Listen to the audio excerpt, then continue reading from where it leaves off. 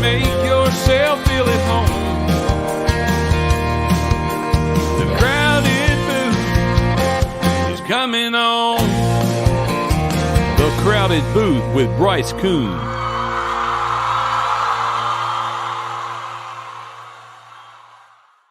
Happy Wednesday, everyone, and welcome to another episode of the Crowded Booth Live. Bryce Coon alongside Ralph Leary. Ralph, how you doing on this fine Wednesday evening? I'm doing great, Bryce. It's been a good day. Early morning this morning, but got some plenty of time to take a nap and relax and just not have to stress about much today. It's been a nice day, middle of the week. Do you have a little Wednesday blues? You ready for the weekend? I am.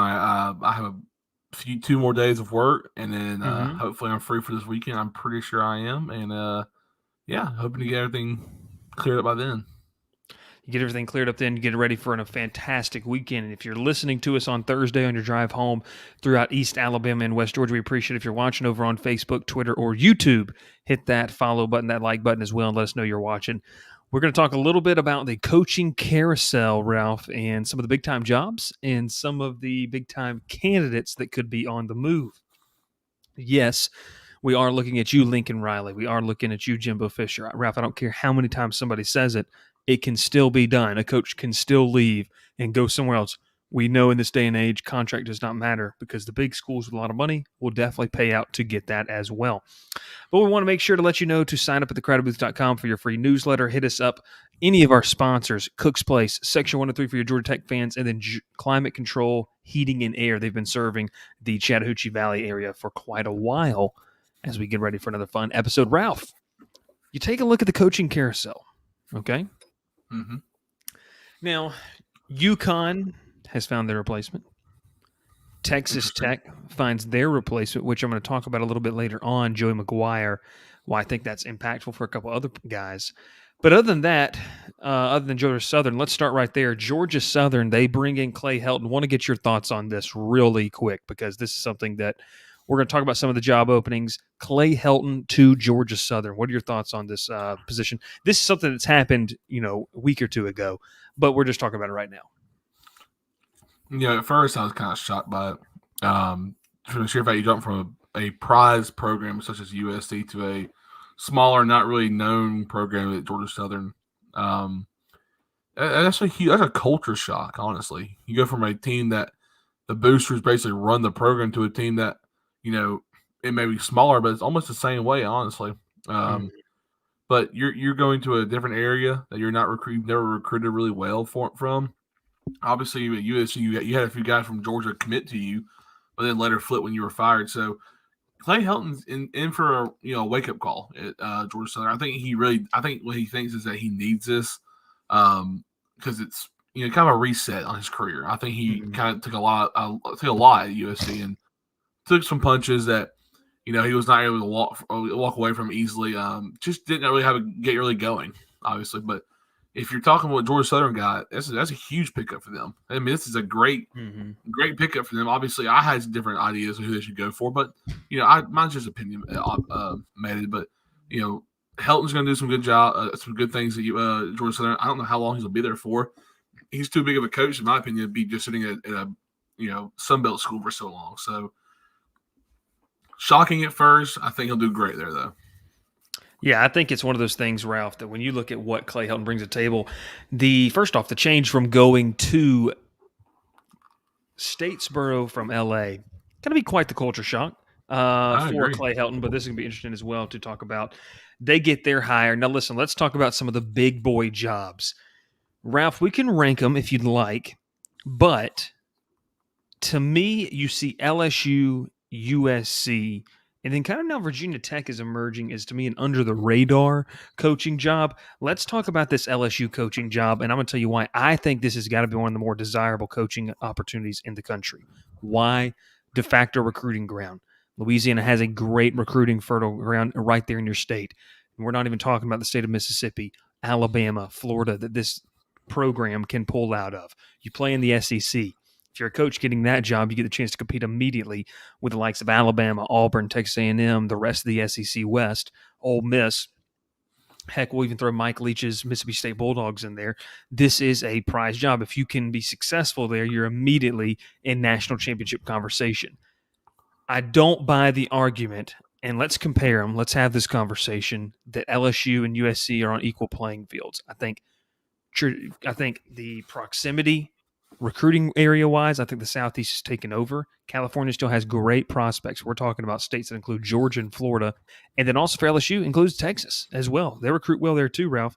What are your thoughts about this LSU job? I think it's going to be highly coveted. We can talk about potential candidates here in a second, but specifically for this job, I think that there's a lot to like about what the LSU opportunity offers. Yeah, I mean, it's obviously one of the biggest jobs in the country right now. Obviously, with Texas Tech being already filled, and we're probably going to hear about TCU probably not much longer. I feel like LSU is still the number one job in my opinion. USC is under right below them, but I mean LSU's got the prospects. They want someone who can walk. I think I said this on Monday. They need someone who can walk in there and win instantly. You got too good of talent, too good of a coaching staff there already, and too good of athletes to go 7-5 and 8-4 in rebuilding years. You're not in a rebuilding year at LSU. You have the talent there. You just got to learn how to coach it properly. So get a winner who can go in there and win instantly.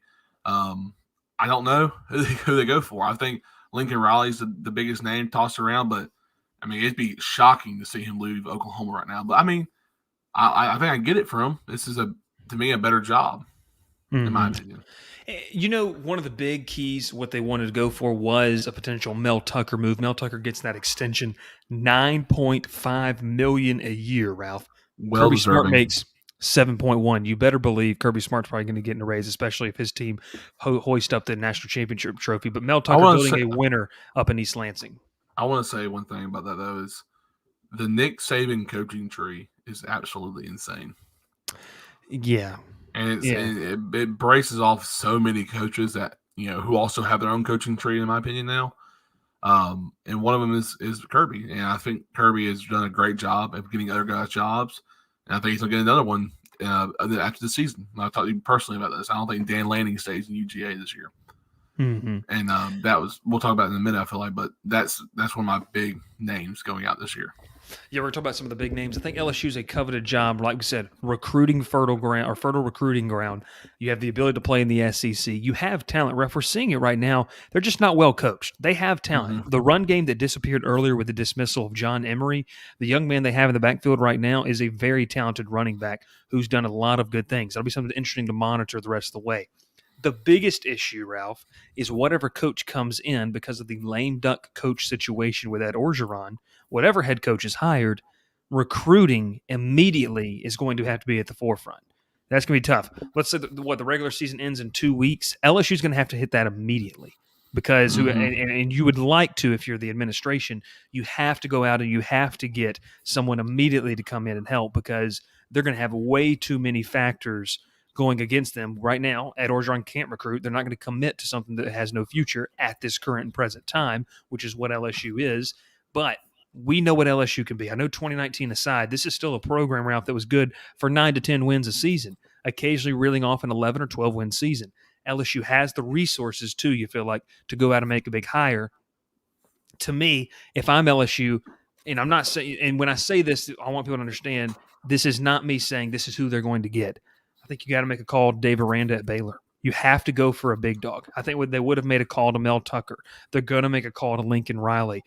And also another interesting talking point in that, Caleb Williams at one point was very interested in LSU to the point where he almost committed or did commit to LSU. Need to fact check that. I have one more name. That would be very interesting. Dave Aranda, to me, would be a very interesting candidate to come over from Baylor if they can do that. And the big thing, Ralph, is LSU has the resources to go to Baylor and buy him out. And listen, this is no love lost between Big 12 and SEC fans.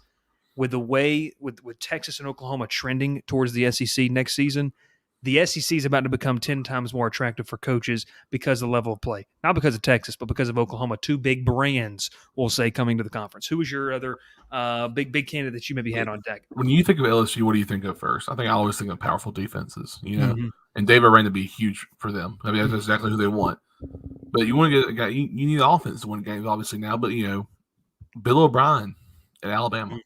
I think he's not going to be at Alabama next year either. I don't think he was a one-stop at Alabama.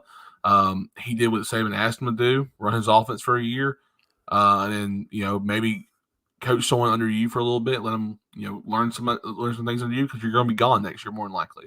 Mm-hmm. I feel like it's everything. Every time Saban picks up a coach for a year, they are gone the next year because they're too good of coaches. I mean, Bill O'Brien's not a bad coach. He did some great things in his career in college and in the NFL.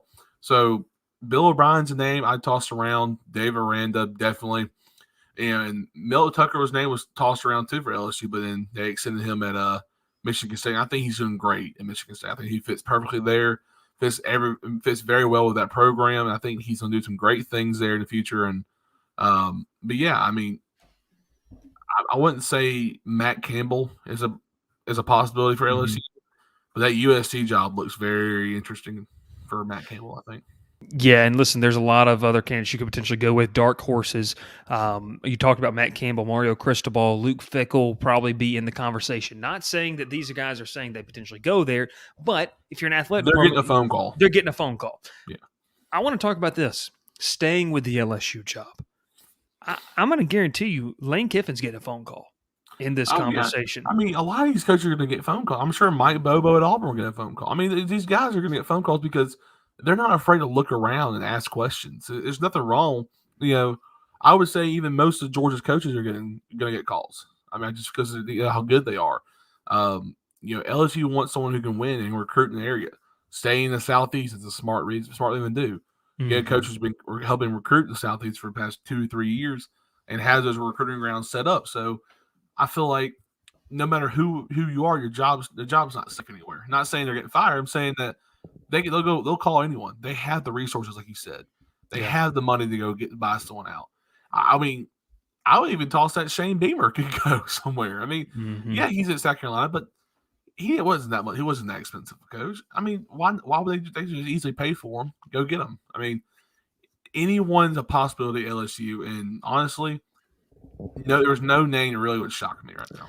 Yeah, and for me, Ralph, as far as rumors go, nobody in this potential group of candidates that we've kind of talked about has generated more buzz than Jimbo Fisher. And listen, it makes sense. Yeah. His ties to LSU with their athletic director, Scott Woodward, because remember, it was Scott Woodward that gave him the keys to A&M, and the two had a really great relationship before Woodward bolted for Baton Rouge. Multiple times over the last few weeks, Fisher has been asked about the LSU opening, but on Monday, he gave a really defiant answer when asked about the Tigers opening. This is what he said. "We're going to recruit an unbelievable class this year," Fisher said on Monday. "So I'm the dumbest human being on God's earth to recruit all these guys to A&M so I can grow across over there at LSU and go play against them. I want to be at A&M. I plan on being at A&M. I ain't going nowhere, and I don't want to be nowhere else. I love being right there." Now, not the greatest grammar right there with the end of it, but this is what I have to say to that, Ralph.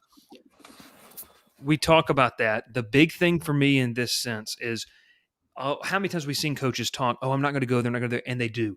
And the recruiting argument, I'm not buying it. You know how easy, Ralph, it would be for you to recruit players, and I'm telling you, it may not be ethically correct, but for a guy to recruit players and then he takes another job and we see those recruits follow the coach, it's not like it's unheard of. So I think that defiant answer is not as defiant as people might think.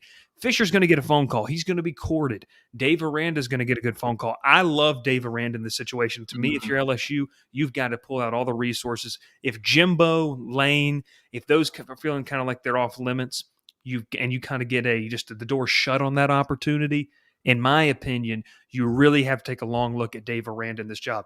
Now, before we go to commercial break, I want to talk about another coaching opening. We're not going to go out west yet, but you mentioned Shane Beamer.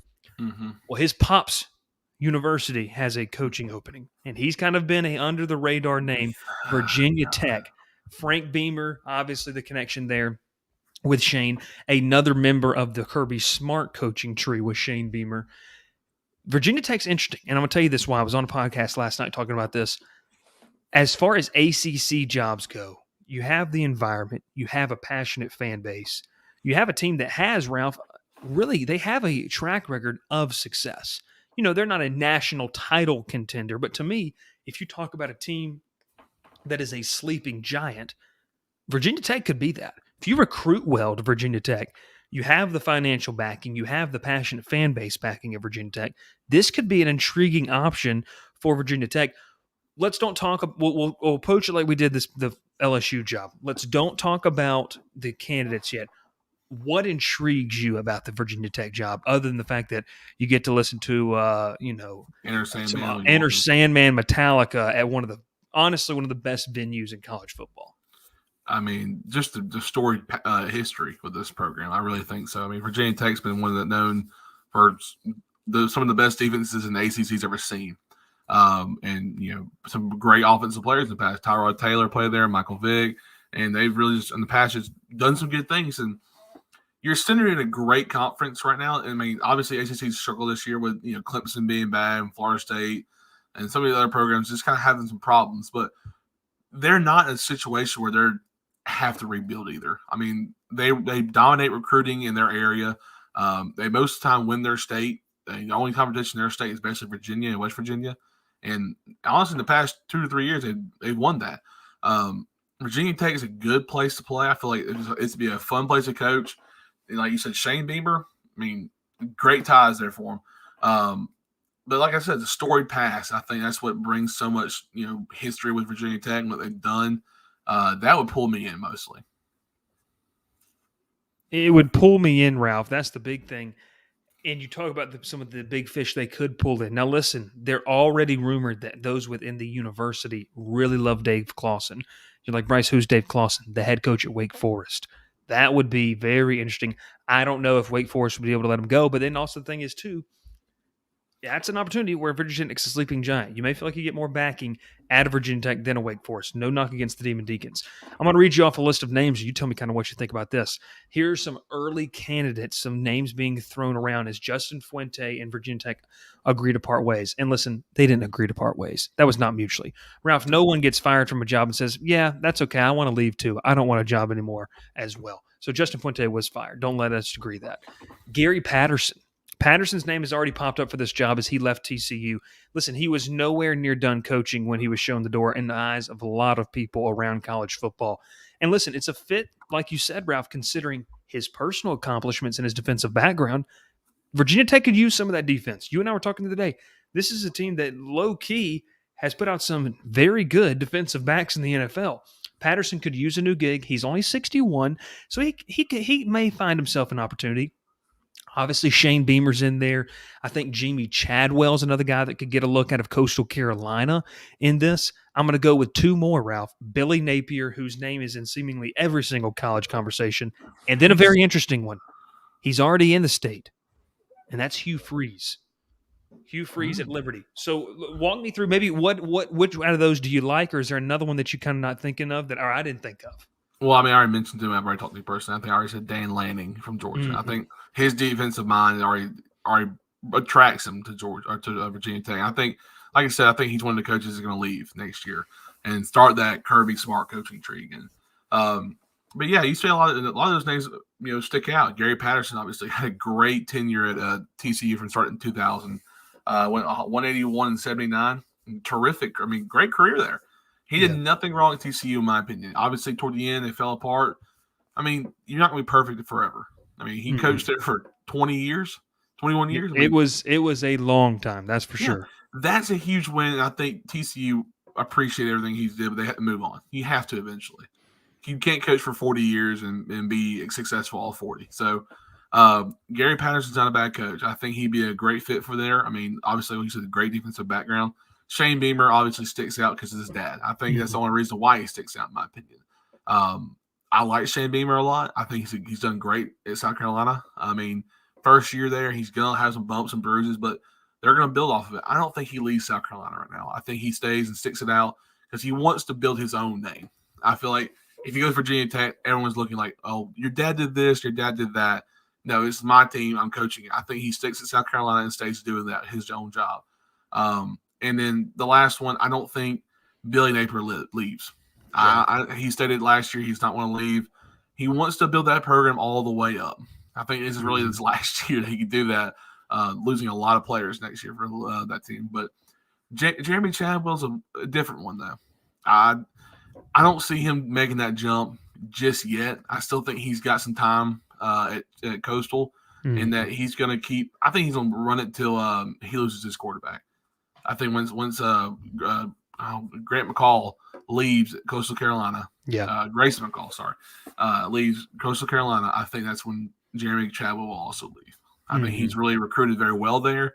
Obviously, brought McCollum, who's one of the – if you don't know who he is, Coastal Carolina's swag quarterback is Grayson McCollum, who is just – he's exciting to watch. He's got a lot of swagger when he plays. And he basically, is basically like Jeremy Chadwell's son. When you watch him coach, when he coaches and play, it's like watching a father and son play. It's really fun to watch. And honestly, my best opinion about that. But I think he leaves once he's gone. So, yeah. Yeah, Grayson McCall is quite the football player you talked about. He's questionable for this week. He had got banged up. They didn't know if he was going to be able to come back for the season. But very, very good player. Well, I kind of have to see how that pushes right there. Ken Hendricks, Grant McCauley, top-tier quarterback and top-tier Braves podcaster. We appreciate it, Mr. Ken Hendricks over there. Always. Ken Hendricks, for those listening in on the radio on Thursday, is quite the expert in cattle. Ralph, you weren't a part of that podcast, but we're going to have to get those guys on again. Ken, we appreciate you joining. You were on that podcast. I apologize. Ken, let me have it. He wasn't in the second one. No, but listen, Virginia Tech's got an interesting situation, Ralph. We talked about LSU. USC is its own thing. We're going to stay out of that conversation, but walk me through some of the hot candidates. Who is a hot candidate? You've already mentioned one in Dan Lanning, but I'm going to tell you, I'm going to go even further. Ralph, the hire for Texas Tech and Joey McGuire. Okay. Now, how much do you know about Joey McGuire? Are you asking me? I'm just asking. I read about his name about 3 minutes ago. So, he was a former high school coach in the area in Texas. Won a lot of state championships. A Hall of Famer in Texas. And I think he was. I knew he was. I heard his name for Baylor a few weeks ago before the Texas Tech job opened up. I think someone mentioned him going to a smaller school at first, but I didn't know anything much about him really. But he is a shocking name for a head coaching job this early on. But you know what? Why not? Well, I'll tell you why it may not be as shocking to see some other position coaches make the leap, Ralph. The most notably successful we've seen right now is Sam Pittman, going from an offensive line coach directly to a head coach. You talked about Georgia a little bit earlier. I think it's very interesting to kind of see what they're going to do out of there. Ken Hendricks, I'm best at what comes out of them. Right there, we're going to keep that right there, Ken. That's good stuff right there. But we're going to continue with it. Oh, man. Threw me off there for a second, Ken. That's okay. That's why we need an intern. But I'll say this. Joey McGuire going to Texas Tech, Ralph, what does that tell me? It tells me that teams are no longer afraid to not hire from a coordinator position. What is one of the biggest – and I don't think you should. What is one of the biggest names that is not a coordinator that has been floated around there, especially here in the Southeast? That's Del Mcgee. Oh, yeah. Del Mcgee. Now, I'll say this. I think Del Mcgee is more suited, Ralph, because of the nature of how he is. He takes more of the relationship approach because he's a great recruiter. I think he would be almost a better coach in the Southeast region because he has those ties. I think he has those ties. But you talk about this. I mean, Matt Luke, offensive line coach, former. Honestly, to me, he got pushed out of the door at Ole Miss because they had the opportunity to go get Lane Kiffin. I get that. Matt Luke was a great coach. The players loved playing for him. First off, when he filled back in, that could be an option. Todd Monken. I mean, it depends on what he wants to do. Maybe the NFL comes calling. Todd Monken has head coaching experience. Maybe he potentially makes a jump to the NFL. But I think the hottest coaching candidate on that Georgia staff, like you said, is Dan Lanning. Dan Lanning would be absolutely phenomenal, especially if you wanted a defensive-minded head coaching person. Walk me through some other candidates. Who's maybe a hot candidate we hadn't talked about yet for you? I mean, obviously Georgia, their whole coaching staff is going to have some great ones, but who's maybe a hot coaching candidate for you that we haven't mentioned yet? I mean, I've already mentioned his name once, but I'm going to bring it back up again. It's just Matt Campbell. I think what he's done there at Iowa State is huge, but I think it's come to his end early. I think he's done all he can do for Iowa State. Mm-hmm. He's going to moving on, getting a better job. I mean, I don't see what would be a bad thing for him. Tony Elliott at Clemson, maybe. I don't see why he needs to stay at Clemson any longer. I think his run with Trevor Lawrence was the kind of the icing on the top for him at Clemson. I think he's done being an OC. He needs to be a head coach. I think he's too good of a coach to not be at the head of a team. He's an offensive-minded coach, so he's not going to go somewhere that can score a lot of points. So I don't see him going to Virginia Tech, but I see him, possibly being in consideration for even LSU. I wouldn't be mad about that. If you're an LSU fan, Tony Elliott, not a bad pickup. I've got a couple more for you, Ralph. Defensive coordinator for Arkansas, former head coach Barry Odom. I think he has done a good job. He could go get a mid-level coaching job. Another one, former Auburn guy now at Miami, Rhett Lashley, could find himself with a mid-level coaching gig as well. That would be something to watch out for. It's interesting. I got my man Ken Hendricks here, and this is a great comment right here. So Ken Hendricks over on our Facebook page with the comment, is James Franklin destined for greener pastures? Well, Ralph, to me, the job that James Franklin could go for is the USC job. We weren't going to talk about it, but now let's talk about it since our main man, Ken Hendricks, has brought it up. Do you think that James Franklin could leave Happy Valley and head out to L.A.? Now, listen, James Franklin is a great coach, in my opinion. He does a good job of leading and has a CEO-type mentality. He did it at Vanderbilt. He's done it at Penn State, built them back up after what was a rocky period in their football history and their school history, really. Could he do the same thing out at L.A. at USC? Do you see him maybe leaving? I mean, his name's been thrown around almost every job the past 3 years, honestly. He was throwing around an LSU job for a while, and he quickly turned it down. He goes, "Why would I?" He did the same. I think he said the same thing that Jimbo Fisher said. Why would I recruit these guys? I'm just going to leave at the end of the season. I don't see him leaving this year. The USC job obviously is tempting for him probably because it's USC. Why would you not want to coach at USC? But yeah, I mean, it's coming. He's going to leave Penn State sooner or later. I don't know if it's going to be this year or the next few years, but I just the way he started the season out, it looked like he wasn't going to leave. But the way it's kind of, and I think what Ken just said perfectly, mid-season. They kind of fell off a little bit, lost a few games. The Illinois loss really hurt them, but is it time for him to move on and start new somewhere else? Maybe. You're muted, Bryce. There's another comment right here that he knows that he did change agents mid-season. Not sure why you would do that if you aren't fishing. That's something that it brings up an interesting point. That's a question once again from Ken Hendricks talking about James Franklin. Franklin has the ties potentially to jump to USC. Now, right now, over the past day or two, he's been kind of speculating about would he move after some recent struggles for Penn State. It's something that's interesting to watch. I don't quite know how this is going to turn out, but I think that you couldn't go wrong with giving James Franklin's phone a ring by any means. If you're USC, if you're LSU, he has the proven ability to lead a Power 5 team. You're seeing that. And out of all the candidates we've mentioned, Ralph, he might be the best suited outside of a Lincoln Riley or a Jimbo Fisher if those doors shut. If you can't go get Dave Aranda, to me, Jimbo Fisher could be one that you really could keep your eye on. Or James Franklin should be, because this is an opportunity to go get a guy who has had some success, and he's already seen success in the SEC at the worst school in the conference. I think one question you have to ask yourself is if you're an AD and you're one of these big Power 5 schools, is that can they succeed in their conference? And obviously, I feel like James Franklin's an obvious yes. I mean, he's done it at Vanderbilt. I mean, that's hard enough. I mean, if you can win games at Vanderbilt, beating Georgia, Tennessee every once in a while, and having a 7 or 8 game win season, that's huge for Vanderbilt, obviously. Mm-hmm. But he can be a guy who can walk into any program and win instantly. I think that's what every AD asks themselves. Like I say that what Auburn asked about Brian Harsin last year. Can this guy come in and win in our conference? He struggled this year a little bit, but it's going to happen. In the future, these guys are going to be okay. I think Shane Beamer, he had a rough start at South Carolina. It's going to be okay though. He's going to learn. He's going to get better. He's going to recruit better. So, in my honest opinion, if you say if you think James Franklin is not getting a job offer somewhere this year, I don't know what you're thinking. Josh Brown, we appreciate you. We appreciate you so much, man. Good to hear from you as well. When we come back, we're going to take a commercial. Perfect time to take a commercial. Come back, talk a little about some of the hottest coaching candidates. But, Ralph, we're also going to talk a little NFL and why the college game matters at the next level when we come back.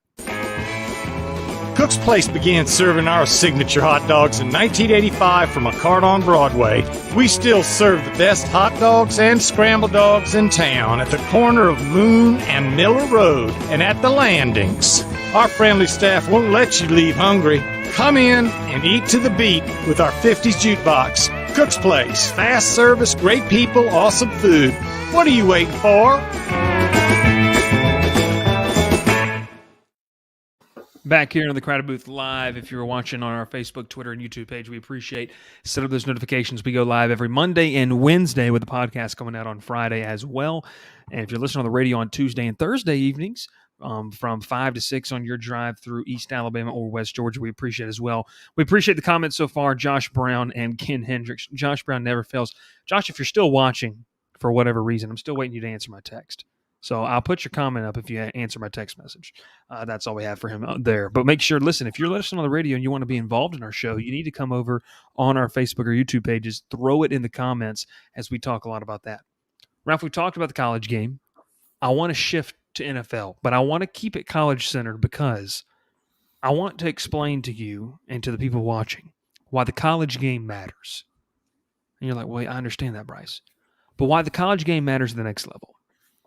We look at the rookie quarterbacks this upcoming year. Let's just go back to the big two classes from the past 2 years of quarterbacks.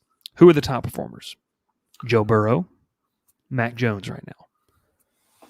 Mac Jones on pace to break Dak Prescott's record of his rookie year. Joe Burrow having a fantastic season in year 2 after coming off a torn ACL. Would you throw Jalen Hurts in that also? No, I would not. But I'm saying these are the two best ones. Like if you had to go pick the best one. Okay. Well, I mean, throw Jalen Hurts in there. That's fine. Throw Jalen Hurts in there. No, That's fine. I was just asking. Jalen Hurts. Jalen Hurts. Trevor Lawrence to an extent. He's got to get a better team. Jacksonville's downright awful. But the big thing, in my opinion, is at what point do we stop looking at all the measurables and stop looking at all the, cool advanced stats, and we just look at game tape? And we look at the schedule, who these guys are playing.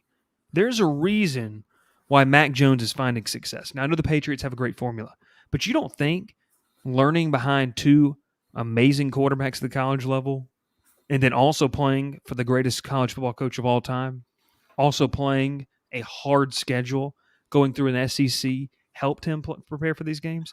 You were facing a defense that had arguably, let's go on average, Ralph, when you played an SEC conference game, even the lower ends of the teams you played, you probably still had at least one NFL guy. Not counting team like LSU, Auburn, Georgia, where you had arguably 4 to 5, maybe 6, 7, and from now what we know about Georgia's defense, you had more than that. Then you play Clemson. Then you play Ohio State. Now I'm going to tell you about a quarterback that's struggling in Zach Wilson. They didn't play anybody. And I understand, I'm not trying to be, well, they didn't play anybody, Paul, but I'm serious in this aspect. We have to take that in consideration when you're drafting these quarterbacks. I think this is the first year and we were adamant about that going in the draft. It's nothing against Zach Wilson's character, but playing as an independent and playing, and that's the reason we're seeing these other teams make the jump into other conferences, it's going to help NFL scouts. I love advanced stats. I love advanced data, but I think that you have to have the ability to play in big-time games. And when you're Joe Burrow, when you're Jalen Hurts, when to an extent Trevor Lawrence, because the ACC was weak, when you're Mac Jones, you played those big-time games each week. Not saying that you played NFL teams, but you played teams with NFL caliber talent. And Ralph, I think that's why we're seeing these quarterbacks take that next step. There's a lot of other factors NFL level, but do you believe in the scouting process that we should shift from these advanced stats and look at who these guys played and how and the reason they had success against them? Yeah, I mean, I completely agree. And I think a great example is to go back a little bit further and get Dak Prescott. I mean, Dak Prescott was a fourth round pick? Third round pick? Middle round, yeah. Middle, third, a day 2 or a day 3 pick. He was a day 3 pick. So everyone looked at like, oh, well, look at all his stuff. We played Mississippi State and did great there and almost won, almost beat Alabama, beat Auburn as a top ranked game. He had a great college career, but that's what everyone stopped him at. Was a great college quarterback. But look what he does now. I mean, Dak Prescott all he needed was a chance, and he's shown up big for him. Mac Jones, all he needed was a chance and a few extra players. for a Patriots team. Obviously, he had. I still say this to this day, the best receiving crew in history in college football. You can't prove me wrong on that one. I feel like all those guys he had in college were absolutely insane, and they still are. They're super fast. That was a bad joke. I'm sorry. You're muted, Bryce, by the way. But Dak Prescott is a great example, in my opinion. He had a great college career, and most people thought it would stop there. Mac Jones, his first career start was at Auburn in 2019. That's a hard game to start, man. That really is. I know people overlook what Auburn has done in the past, but playing in Jordan-Hare on a Saturday afternoon, Saturday night, not an easy game. Not an easy game at all. But yeah, and you look at Zach Wilson. Zach Wilson in his last year played – I know he played Troy at home. They ended up playing Coastal Carolina and getting beat. Zach Wilson did not really play anyone, in my opinion, that benefited him for the NFL. Obviously, and it's not to say that he can't nothing develop. Against the kid. He's a very athletic kid, but he's also, in my opinion, this is really bad to say. I think he's young, and he's gonna have to Mac Jones is young also, but he played with one of the greatest coaches of history, with some of the best receivers in history, and two very talented quarterbacks in front of him. So I don't see, Mac Jones not walking away with rookie offensive player of the year, in my opinion. Well, and it's not to say that guys can't develop. I mean, I wasn't high on Justin Herbert coming out. Look what he's done. A lot of people didn't really know what Josh Allen possessed because nobody really watched, no offense, Wyoming football. These guys have developed, but the instant success we're seeing, and not that freshman slump where they look overwhelmed, we're not seeing that. Ken Hendricks with a comment right here over on Facebook. Trevor can't throw the ball more than 8 yards. Never thought I'd say that. Jalen is Tim Tebow with more speed, and Tua, he looks lost. Fields has the worst coach game planning in history, so the verdict is still out. I agree with you there, definitely. Justin Fields there, it's a nightmare in Chicago. And anyone drafted by the Jets, I assume, can't walk on the field without tripping over their own cleat strings. I love it, Ken. Completely agree with all that, honestly. But especially the Tua thing. But you look at Joe Burrow and you look at Mac Jones, the competition they had in college, whether Tua and Jalen are going to ever really be stars in the NFL, they were great in college. Yeah. Joe Burrow being pushed at Ohio State with the quarterbacks that he had there, then coming down to LSU and playing a tough schedule. I think at some point you have to look at who they play. There's a such thing as empty stats. There really are. And I think that it's not saying that Zach Wilson, these other quarterbacks, Trey Lance, Trey Lance's verdict's out to me because he hasn't been given the reins to the job. If he gets a full season and is bad, then okay. If he gets a full season and he's good, then you roll with it. But the other quarterbacks we've seen start. Like they were given the job. Like they won the job out of camp. The big thing for me, though, is you have to take into consideration. You can't get too hyped up on the advanced stats. You have to take into consideration a little bit who they played and where they played and what type of competition was there, what type of coaching happened there. Nick Saban was quoted saying this, is that, every single time now that he gets drafted, if somebody doesn't ask him about his player, it's like weird. And that's because they have a factory down there in Tuscaloosa. It's crazy. But I'm just saying, with all that to say, is that this is an opportunity, I think, where scouts need to take a look and say, listen, we need to look and see just kind of what's going on. What do we have, to work with other than looking at his completion percentage? Because I'm going to tell you, a 73% completion percentage against, San Diego State is a lot different than 73 completion percentage against LSU or Florida or, Michigan or someone like that. It's a lot different. This is a great question. We're taking a little Q&A now. Ken Hendricks, is Roethlisberger the last instant success guy from a small school, Miami, Ohio? Josh Allen, depending on what his career does, could be that, Ralph. I have like a kind of a weird one. This isn't going to debate if you want to. Is Carson Wentz a bad one? Yeah, but has his level of success been really that? He led his team to a Super Bowl. He did. He got into the playoffs, and he had a bad injury. But he didn't win the games. I know, but I'm throwing out names that Russell Wilson was kind of small, but he went to NC State in his career. NC State, Wisconsin. It's just kind of a combo there. I think what Ken's saying is maybe group of five guys. that may be where he may be going. I mean, when you look back at group of 5 guys at the NFL level, I mean, Chad Pennington at Marshall was one of them. He was very good. Dante Culpepper from UCF. But I think what we're seeing is the Josh Allen, depending on what he does in his career, could be that. I don't think of Patrick Mahomes as that. Texas Tech is still a Power 5 program, but a school like that, the kid that's out in Nevada right now, Ralph, a lot of people have him high on the draft boards. It'd be interesting to see, but Ben Roethlisberger, we're talking about a guy that has won a Super Bowl, has been a all-pro quarterback, probably on the downspin of his NFL career right now, but man, to have instant success, that's something that is very tough. I think Josh Allen is probably the next guy in line that we're talking about that comes from a small school, and that's just from the top of my head. That's not something we're prepared to talk about. It's more of a question. Ken, if you got another question, throw it in there. Josh, if you have a legitimate question, throw yours in there as well. But Ralph, I guess going back to you, I mean, do you think Josh Allen could achieve that? Oh yeah, I mean definitely. I think he's been there now. I think he still needs to finish out what they set out to do every year. He's got his number one receiver now. It's Stephon Diggs. Their defense progressively every week, in my opinion, gets better. The run game's a little weak. I don't think they have an established run game. They really rely on Josh Allen's big arm and his ability to scramble and truck somebody. He's a very big human being. Josh Allen's going to have a great career. I think so. I think he'll go down as one of the most underrated draft picks in history. He's a first-round pick.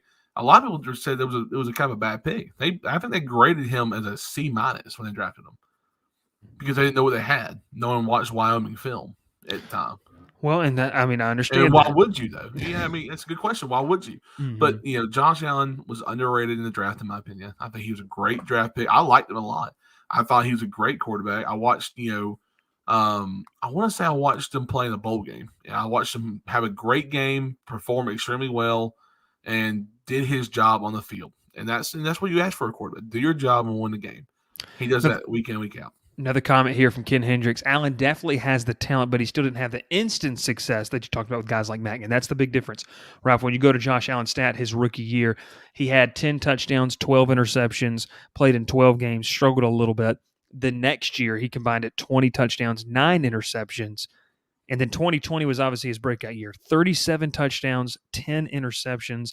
This was a guy with a QBR that almost doubled, 81.7 for the season. Very good. Like very, very good. Did a good job. But what we're seeing right now, it's something for me that Buffalo's scheme does a good job of allowing Josh Allen. They have a great coaching staff. Whereas Ken talked about earlier, they don't really have that in Chicago. It's not allowing them to do that. But it's this is hysterical. Ken Hendricks. Is it just me or the Bills' offense? Basically, the Ravens doing the Spider-Man pointing meme. Ralph, what that meme is. That's pretty good right there with two different quarterbacks. I think I have a guy I could throw in there. That comment earlier. Let's go. Not with the success he had wins and loss wise, but we're talking about honestly just personal success. Derek Carr, his rookie year. Ooh. Derek Carr threw for 3,270 yards. 21 touchdowns, 12 interceptions. Obviously, it doesn't sound bad, but for what the Raiders had at the time, that's pretty darn good in my opinion.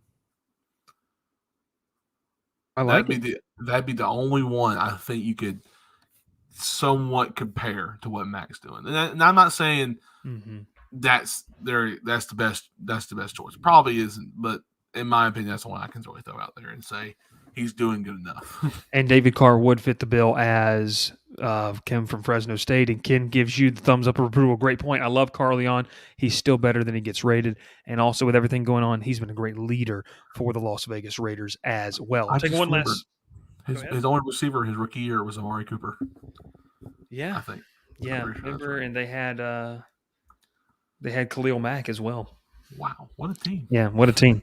Came in gutted that immediately.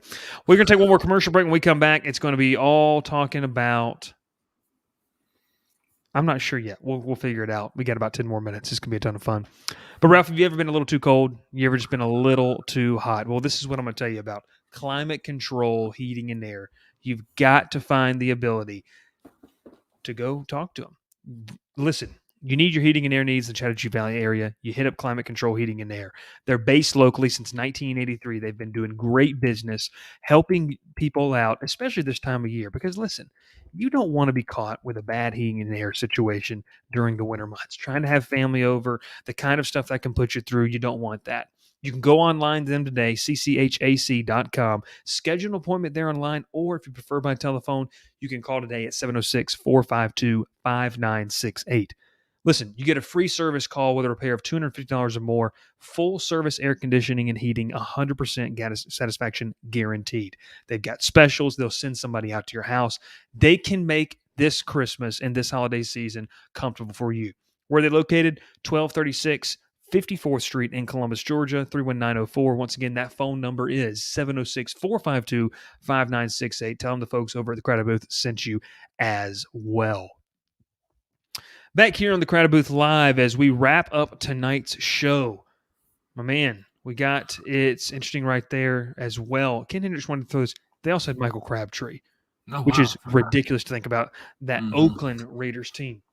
Ralph, let's end it off. Let's end it off with this right here. Freddie Freeman and the Braves. Now, listen, a lot of people are freaking out. This is where Josh is going to get his typing fingers ready to go, because Josh has been trolling so much over on Twitter. I cannot wait for the Braves to not re-sign Freddie Freeman. That's what's going to come out of his mouth, I feel like. This is going to happen. It's going to happen. Why would it not? It's going to happen.